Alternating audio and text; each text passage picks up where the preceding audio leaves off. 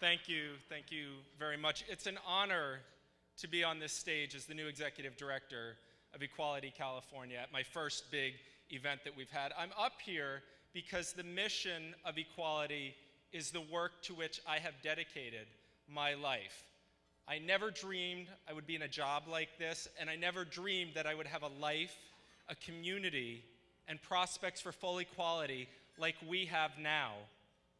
Built on decades of hard work by many of the people in this very room, our prospects for full equality have never been better. So when I stand here and say it is an honor, I mean that with all the sincerity in the world. Thank you. The concept of our dream for LGBT people, our vision of equality, has expanded dramatically. We would have sold ourselves so short years ago if we stopped with the limited acceptance or tolerance that initially felt so good and so safe. I don't know about you, but for me, being tolerated is not good enough. Today, we stand for full equality and nothing less. Today, the dream includes youth being embraced and supported by their communities, safe to come out, loved for who they are, thoughts of suicide far from their mind because there is nothing wrong with them. The dream fully includes the transgender community, who have so often been left behind by our movement. Not anymore. We in this room, in this movement, now remain fully committed to transgender equality. It includes seniors, their dignity, caring for them in their old age, and preventing them from going back in the closet as they enter nursing homes. Marriage in California is like a bad recurring dream. We wake up uncertain whether or not it was real or just a dream. None of us can say really what the Supreme Court will do, but I can say one thing with absolute certainty, and that is we will achieve full marriage equality. It is just a question of when and by what means. Thank you. Right. So we are on the cusp of extraordinary breakthroughs. Rather than closing up shop when marriage equality is finally accomplished, it is time for us to recommit to the cause. Isn't an epidemic of youth suicide more pressing than the freedom to marry? Don't we demand full transgender equality and inclusion? Shouldn't our binationals be able to stay together in this country?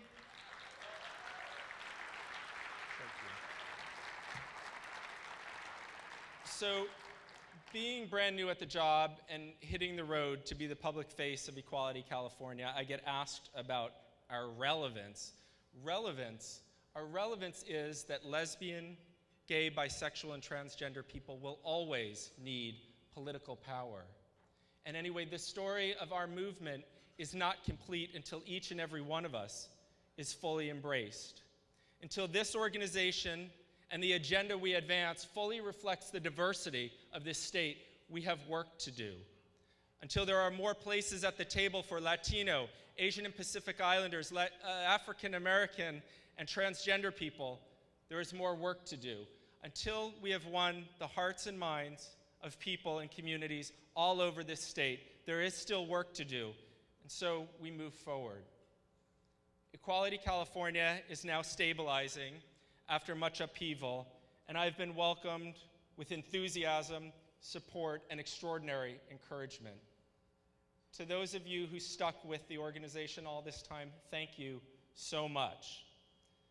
Despite some of the turmoil of 2012, it was an amazing year for our cause and this organization. And because there was no executive director in place, I get to tell that success story now. 7 out of 7 pieces of legislation were signed into law. SB 1172 was the amazing victory, barring the so-called reparative therapy. We're now defending that law in court with our partners at NCLR so that no other young person will ever be subjected to the psychological abuse ever again. Right, yes. Our achievements include 52 out of 57 endorsed candidates by our PAC winning their office in November. Our fieldwork continued in an amazingly robust way with staff in Sacramento, San Francisco, Palm Springs, and Los Angeles, reaching into communities around the state, building public support for the freedom to marry, making our voices heard when we needed votes on the floor, and campaigning for the governor's signature when things were very uncertain. So this was an enormously effective organization last year.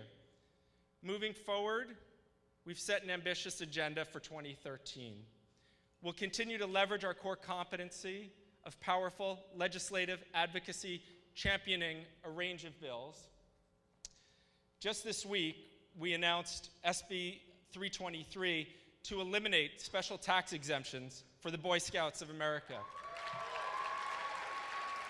It's not that the bill targets the Boy Scouts, it's just that they are the only organization in the entire state that we could identify that has a policy of discrimination. I myself was so proud to earn my Eagle Scout badge, but I did it from the isolating closet of a gay teenager. I so admire these kids today who want to pursue that openly, and we are now fighting for their dignity in that pursuit. Thank you, Senator Lara, and all of the bill's co-sponsors and your leadership on this issue. The legislative agenda is very important, but we must work on implementation and enforcement, or it's all for nothing. You will see us doing that kind of work this year on safe schools. The state auditor is underway reviewing how well those pieces of legislation have been implemented and enforced around the state. But I don't think we need to wait for the results of that to know that kids are still bullied and harassed. Rather than being protected from the interactions, they're often punished for them. They're beaten up in school, they're certainly not learning anything, and it is an outrage that the state has failed to protect our young people. Thank you. EQCA will become a powerful voice for the full implementation and enforcement of those laws this year. Strengthening our candidate PAC is also on the agenda. The PAC has a transparent policy of 100% pro-equality platform or no endorsement. This is a point of incredible integrity for the organization, and it has always been adhered to 100%. It is a candidate endorsement that is powerful and sought after. And this work is more important than ever as the fate of our supermajority, our pro-equality supermajority, hangs in the balance of upcoming special elections.